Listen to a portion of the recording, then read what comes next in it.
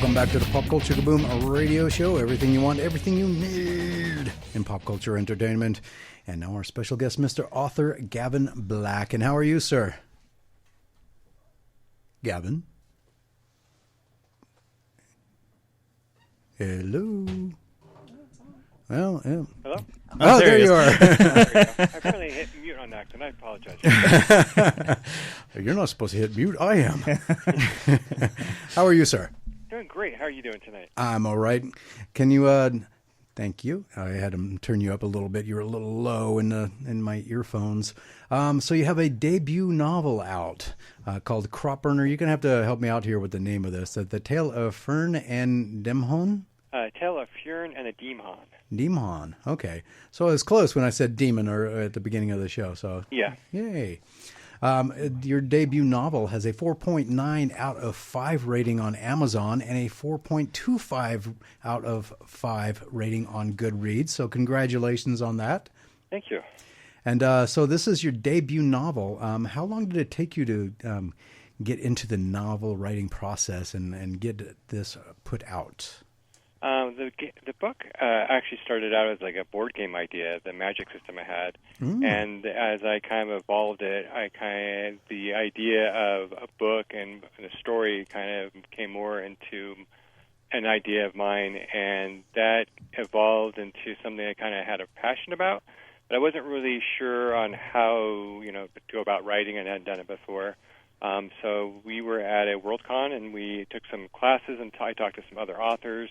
When I made a comment about, that I couldn't find anything at the time that really, grabbed my interest and pulled me in.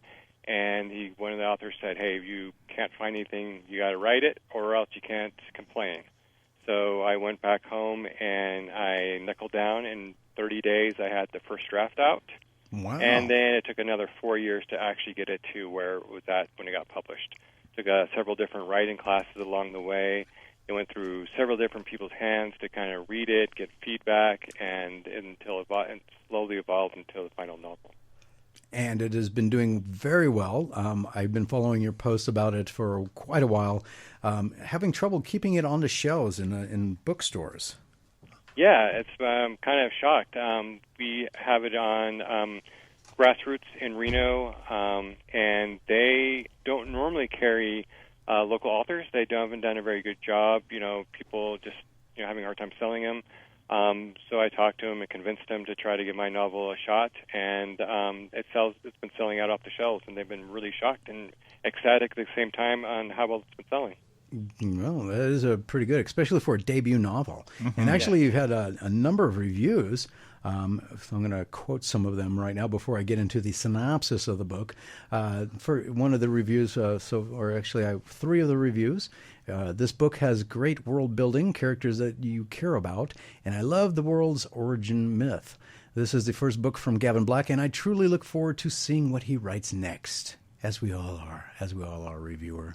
This fantasy book had just captivated my imagination. I really enjoyed reading the story. However, actually there are stories within the story. Absolutely fresh and intriguing. The characters are all well described. With easy-to-follow storyline, this is a great first book for the novel. I'm seeing the theme here. Everybody knows it's your first book.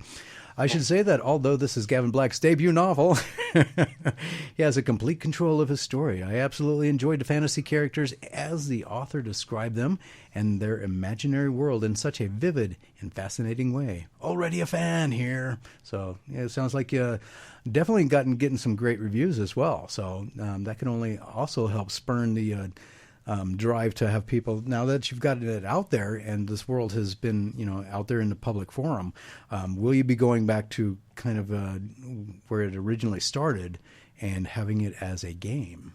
I might, yeah. I mean, it's definitely an idea I've been kind of jostling around. I do have worked with several different board game companies in the past doing demos and stuff like that, and I've kind of approached a couple of them with the idea. Right now, the way the board games are made, the games are coming out now, have been in development for 5 to 6 years. So a lot of them right now already have things in the works, and so a couple of them said they may be something that they'd be interested in down the road, but right now they have a lot right now kind of already in their wheelhouse working on. Well, you can always go independent. Yeah, right. Yeah. Especially with how well the book is selling, putting it out there that, hey, this I can like to turn this into a board game, start a Kickstarter campaign, and that way you can raise the funds for it. And I know a couple of or have you thought about having it kind of translated into another medium like comic books, or how do you see it playing out as a movie? I would love it. I mean, I think it'd be really cool. I don't know. I mean, it's hard because you see so many fantasy novels on TV, and I don't know, sometimes especially magic systems and stuff have a hard time translating from book to screen. Yeah. So it would be interesting to see, but I know that, like anything, it wouldn't match what I actually have in the book. It'd be definitely probably a lot different than when I see it. Now that brings up my next question, because now I know that a lot of authors have trouble with how things are translated onto film from their original works or from their novels. Do you think that's something that, creative control-wise, you would want to have more say or input on if you were approached for, say, a film deal? I mean, I would ask. I probably wouldn't expect it, especially being a newer author.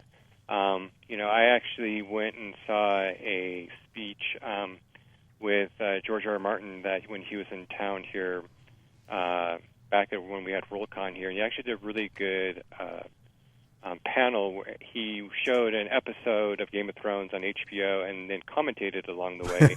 And here's where they got it wrong. Right.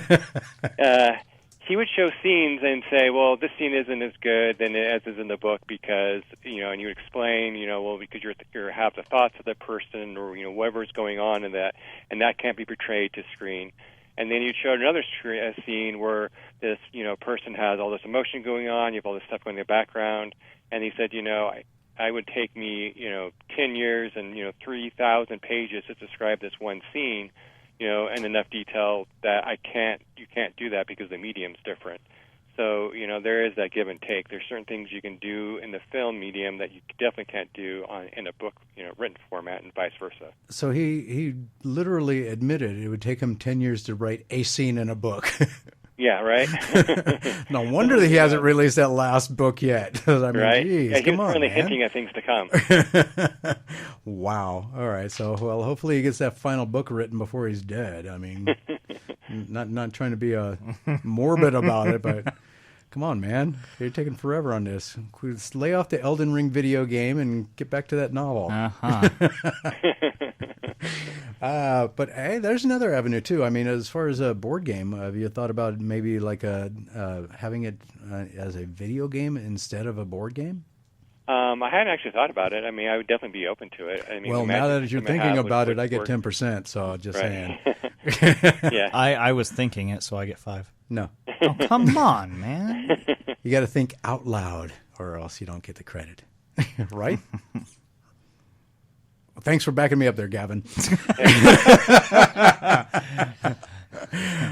So here, you're going to have to correct me on a lot of these names, but I'm going to get into, here's the synopsis of Crop Burner, the tale of Fern and Damon.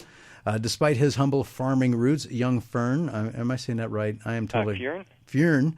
I got to put more of a kind of like a Viking kind of accent onto it, huh? Fjern displays incredible powers, blessed by... Dienwa? Thank you. To harness the strength of every soul surrounding him. That's kind of a scary actual power, actually. Yeah, actually, it's a soul, not soul. Well, spelled soul. Well, S-U-L. So I know I'm kind of interrupting here, but... No worry. Hey, you know what? So I use the word Demon and soul because if I use the word soul and demon, as soon as I use those words, you likely have a preconceived notion of what those things are, regardless of where you are in the world, right? True. So I use the word soul and then yours demon, so that way I can kind of use the similar archetypes, but then I can go ahead and create my own version of them in a way that then makes sense to you and you don't have the preconceived notions of what they would be. Very, very crafty of you to put that little twist on there. Very good. I like that. We're tin canning again. I know. It's good. We broadcast out of the Adams House in Carson City, and the Adams House is a historical landmark, which means it has ghosts that mess with our signal sometimes. So if I sounded like I was just talking through a tin can, that's why. And hopefully I didn't just lose you, Gavin. Are you still there? I'm still here. Okay. Whew. All right. He's known as an Asinta. Asinta? Hey, I got one right. And could help the kingdom vitally.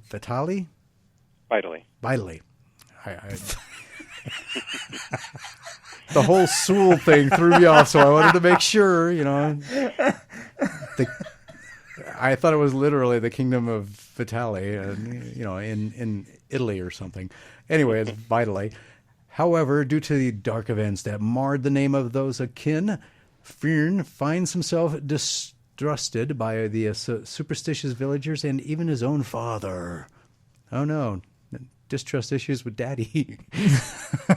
Yep. Named Deer? Dare? Literally. D-A-I-R. Dare. Dare. I should have, accent marks, I think, might help my world a little bit. No, literally, I should start doing that, notations on stuff to put accent marks so I can get these names right. I'm not hooked on phonics. Affecting untold sorrow. To overcome the ancient ills of prejudice will not be so easy. Luckily, there's magic, too, beyond this spatial world in words, as taught to be a tailor of tales by Dare, who long has honed the craft. Fyrn learns that with creativity to also quickly capture minds when wicked. I am really just struggling here. You're definitely not doing. I am trying to make words sound. Definitely not going to be doing voiceover for books. Well, not live first round choices. Yeah, that's true. When Wicked comes to visit, however, one mentor alone will guide the boy. A mentor with a story that has yet to end with due revenge. Yet to end with due revenge. Okay. Fyrn soon shall discover the cost of love and loyalty, of hate and betrayal, and venturing to save his land, he'll run the risk of losing himself as demons play for keeps. Did I slaughter that enough? That was great. It's probably the best reading I've had of it so far. Oh, that is a lie. I'm going to have you come to all my readings and have you do it for me. Oh, absolutely. Please do. As comic relief. All right. We got a comedian coming up to read. Yeah. Well, I hand out tomatoes beforehand. Oh. Oh, I'm filming that. Oh, so your book readings are basically like a Gallagher show. So interesting, but I noticed that it is billed as basically a story of self-discovery, and so how do you get the premise of this book? Since I completely slaughtered the summary of it, what is the best way for you to describe it as being the author? Okay. So the world that Fyrn grows up in is a world of oral history. So the oral history is actually told in taverns, and his dad is the teller of tales in the village that he lives in. And so I use the world building by the creation stories and other things that the way they believe in, their superstitions, through the tales that his dad tells at the tavern. The village, unfortunately, had the magic users had come through when Dare was a young boy and used their power for evil, not good. And their power is to take the living souls out of the plants around them. And when they did that, basically killed all their crops. So that's where the term crop burner comes in. So Fyrn is born to his dad, and his mom dies in birth.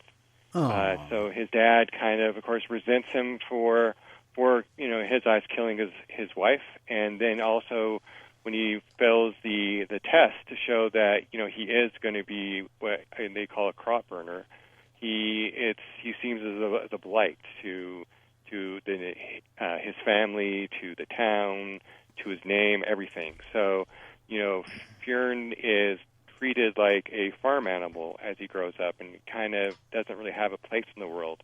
Some events kind of eventually happen where Fjern is kind of thrust into a story that is then created by, that's then sort of being told by the villagers. And him and his dad start to bond with one another over the creation of tales and why tales are important and how stories change. I then kind of take his journey from there through some mentors that he comes across, and some of them I can't really say without spoiling the story. But eventually, he has to learn for himself. What is a story, and where is the truth in stories, and how stories change. I pick up different stories in the book, and I show them retold several times. So that way, you can see how something that starts as a truth slowly dissolves into mythology. So then Fjern has to kind of learn where the mythology and truth lie and kind of find himself in that. So it's all oral history, no written history at all? Correct. Wow. Hey, I got to take a hard break. Can you hang around for another segment? Sure can. All right, because we got a lot more to talk about with Mr. Gavin Black. I just like the last name, Gavin Black. Got to say it all menacing like that. Not like Mr. Black from the Reservoir Dogs, though, but Gavin Black. And we'll be talking more about Crop Burner and where he's going next, if he has another novel planned out or if there's going to be a sequel to Crop Burner. We'll find out right after this break, so don't go anywhere. More Pop Culture Kaboom radio show right after this. Welcome back to the Pop Culture Kaboom radio show. Everything you want, everything you need in pop culture entertainment. And we are speaking to author Gavin Black about his debut novel, Crop Burner, The Tale of Fern and Demon. And so where we left off, you were just telling us about the story, how it came about. And I'm curious, is this a first novel in a series? No, being a first author, I wanted to write something that stood by itself, so you didn't have to get into something and hope that eventually down the road I finished it and, that it was decent and stood on its own. So, yeah, I wrote it so it finishes up at the end, but I leave it open so I could revisit the characters in there, revisit the world. So I do leave it open enough I can go back and visit it. Cool. That's just like a sequel or an original film series should be. You write something and then you can pick up on it if it becomes popular. So now that you got the writing process down, what will you be working on next? Right now, I have a children's novel that I've written. I have a local artist, Steve Gaddis, who's currently doing some artwork for it. I hope to have that out by the end of this year. And I'm also, on top of that, working on a new novel that takes place during the Industrial Revolution in England. Is that going to be fantasy-based or kind of like more of a true story type of book? A mix. It's going to be fantasy-based. You're following the journeys of a Welsh girl, and I'm interweaving Welsh fantasies into it. As she kind of grows up, being kind of thrust into the working world at the age of 8. Yep, that sounds like it's a period piece. Those pesky child labor laws. Ha ha ha. It'd be interesting to see some steampunk thrown in there too. Yeah. Yeah, 10%. I'm just kidding. So, wow, the ghosts are really messing with this thing today.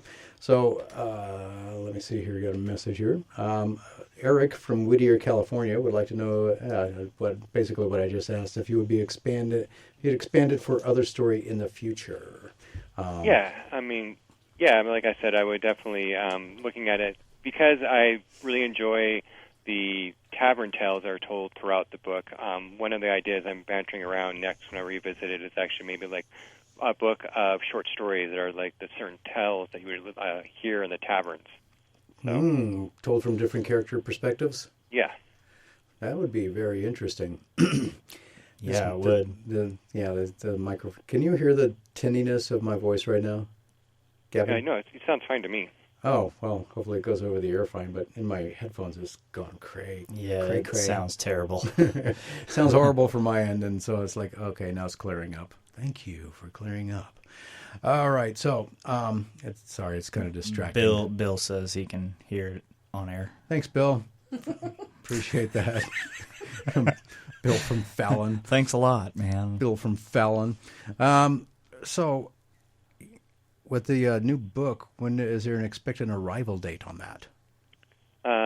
So the children's book I'm hoping to have out by December timeframe, if I can get it out by then.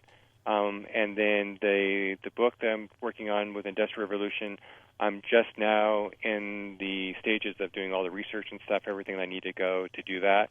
I do have like the first couple of chapters written to kind of get an idea and where I want the feel of the story. I expect that to take a couple of years before I get that to the point I can release it. Nice. So do you have any advice for anybody who is thinking of, or because I know AJ from Fallon called last week inquiring about, since you live in Reno, is there any writing groups that you know of that a young person or anybody who's hasn't gotten to the stage where you're at yet, or with having their debut novel come out, but they're still in the writing process and they're looking for ideas on how the writing process should go? Are there any book groups or writing groups in Reno that you know of that they can possibly join? Yeah, actually, there's one I'm part of. It's called the High Sierra Writers Group. Most of the local authors are actually part of it. They meet, I believe it's the first Saturday of every month at Shields. Up in the Shields has like a little community room upstairs.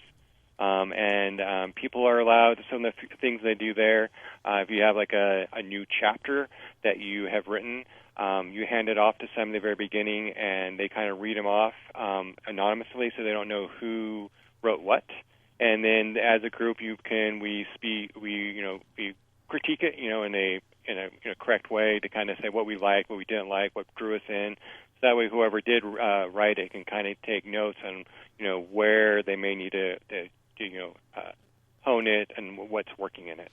And AJ, if you are listening, or Eric, which is going to be his new pen name that I gave him last week because I didn't know how to say AJ for some reason, High Sierra Writers is highsierrawriters.org. And it's all one word, HIGHSIERRA, writers. You know how to spell that.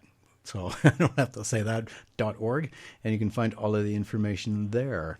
And everything that he just said is on there as well, and on that site. So go and check that out. It's funny how I can look that up right away. And speaking of sites, definitely go check out and give Gavin Black a like on Facebook at Gavin Black Writes.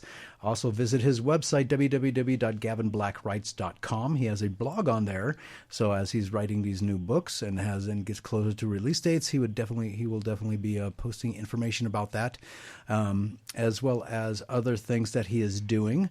And speaking of other things you are doing, are there any planned appearances or any kind of book signings or where people can meet you besides at the High Sierra Writers Group?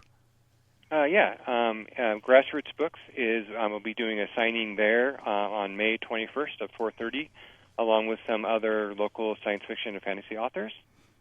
And then on June 24th, RageCon, it's a board game convention that's been held here, going on for 5 or 6 years now, I believe. Oh, yes. I'll be selling my book there. That's June 24th through the 26th, and they'll be at the Nugget and Sparks. Awesome. Well, there's also ARICON too, which is coming up too. You might want to. I'll get you in contact with the people who put on that con if you're interested in doing that as well. But Josh and I will be at RageCon, and so definitely look you up when we get there and do because we also have a YouTube channel, and so now that we have the means, we're going to be going to all the cons this year that are in the Reno area, and definitely want to get a video interview with you as well. Oh, perfect. I'll look forward to that. And maybe you'll have a thing of your board game out, too, a demo that we can check out. Yeah, maybe. I'll have to see if I can have the time to put something like that together between now and then. Cool. All right, sir.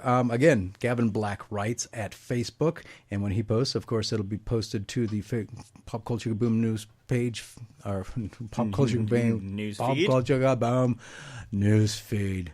Yeah. because words are hard. The news feed page Yeah, thing. Yeah. Technology. And also visit his website, www.gavinblackwrites.com. That flowed smooth as silk. I don't know why Facebook thing messed me all up.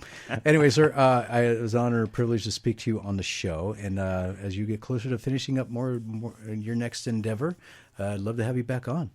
Oh, I'd love to. And thank you very much for having me on tonight. I really appreciate talking to you guys. No problem. We'll see you either at Grassroots Books or at RageCon. Maybe both. Okay.